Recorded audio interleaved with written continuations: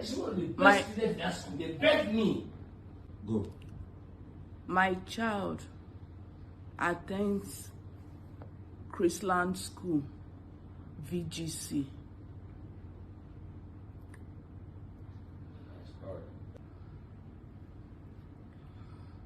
Okay. Good evening, mothers. Good evening to everybody, to fellow Nigerians. Please, I am making out this cry to everyone to help me out. About a month ago, I was on my way out of Lagos. So I got a call from Mrs. Azike, a head teacher from Chrisland. So she called me that she needed to see me. I said, okay, that I'll come when I return back. So 2 days after, I came to the school. When I got to the school, I met her with 2 other women in her office. And they introduced me as, one introduced herself as Mrs. Kemi. I can't remember her surname, and the other one. So that they came from Chrisland headquarters. I said, okay, is there a problem? They said no. That they just wanted me to know that my daughter, whom I left in their care, that they took to Dubai, that she had a kiss with a boy, and the boy also kissed her. So they found out that they got that kissing thing from True and Dear. So I said, okay, if it is that I will curtail, that what they wanted me to do was for me to take her phone from her, so that they won't keep practicing that. I said, okay, if it's just that I will collect, I was going to get the phone from her. So if there was any other thing, they said no. Even Mrs. Kemi told me that I should not tell my husband, that it is not everything women discuss or disclose this to their husband. So I said, oh, okay, no problem. As long as this is just kissing, and that I will caution my daughter. So I left them. Then I didn't hear anything from them again. The girl was going. I thought everything was fine. Not until after 2 to 3 weeks that we had that conversation, Mrs. Azike, the head teacher, now sent me a link that she wanted us to have a Zoom meeting by 5 p.m. I said, okay, that I was going to join them. So by the time I logged on, I did not see anybody. I had to call her that I did not see anybody online. She now said, okay, she was going to contact the rest people. I said, okay. So we had that meeting. There were many people, boards of directors, which I was even the one asking them, what is your name, sir? What can you introduce yourself? And so one particularly said that his name is Aki. So the Aki was the one, like the person leading the meeting. He began by saying, if there is no forgiveness, there won't be sin. If there is no sin, there won't be forgiveness. He was speaking in parable. At a time, I had to scream. I said, what are you talking? What are you people discussing that you are just, He now said, no, that they just wanted to do a follow-up to ensure that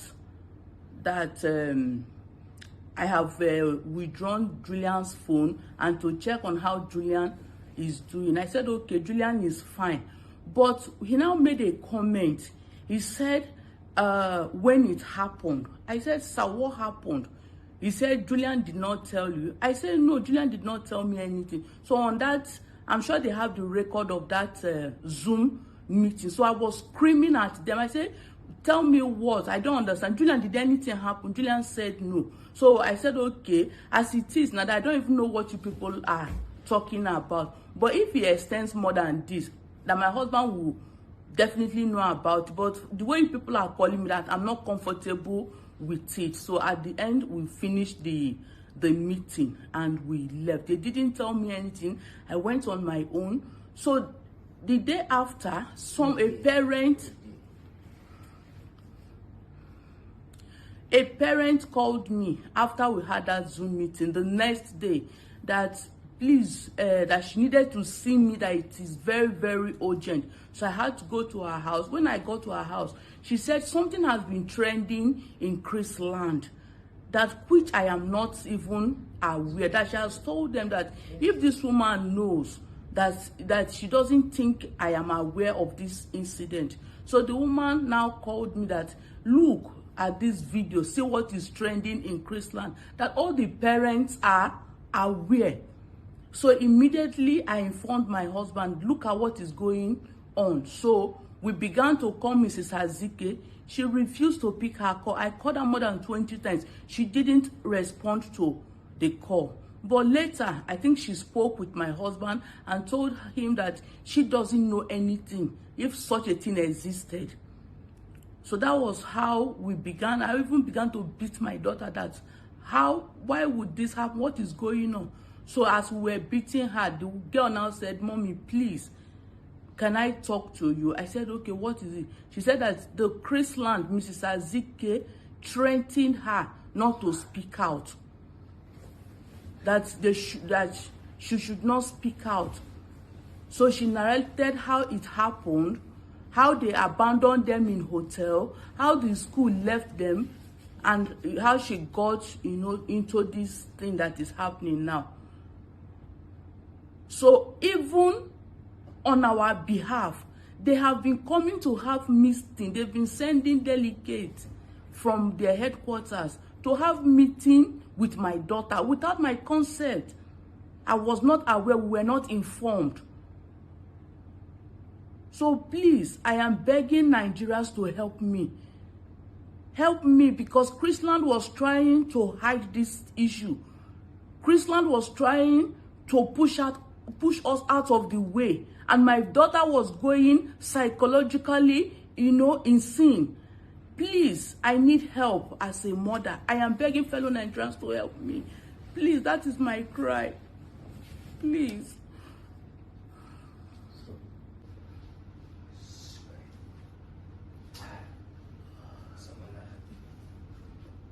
So as a mother, and the part that Chrisland played to cover up this issue, this rape issue.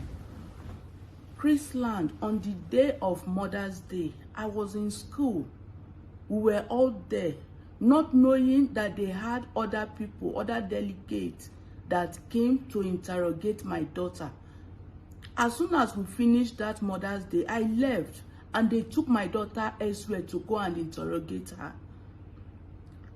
without my consent. Coach. Secondly, they've been threatening my daughter that if she speaks out, that they are going to kill her. That it is a men's world. That she should keep quiet. She shouldn't disclose to me. And my daughter was dying in silence. I didn't know. Every day when she's going to school, I'll be forcing her, Julian, come out. I'll be telling her, come outside. Come outside. This child won't want to go to school. Even a teacher, Mr. Timothy, her class teacher was calling her a stupid girl, useless girl, in the midst of other children, in the midst of other students. Please help me. They took this girl, took her to go and do pregnancy test without me knowing, without the father knowing, and lied to her that they were taking her for COVID test. They took her almost 3 times for COVID test. Please, is it possible? Do they use blood sample for COVID test? Do they use urine for COVID test? And I did not know, not until this thing came up.